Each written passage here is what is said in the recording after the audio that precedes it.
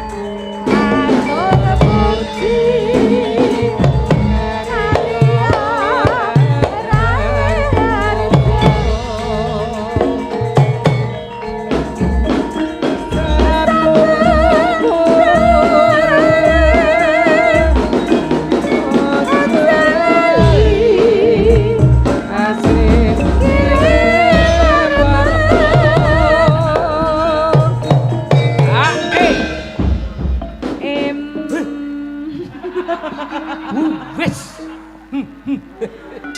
Eman benjang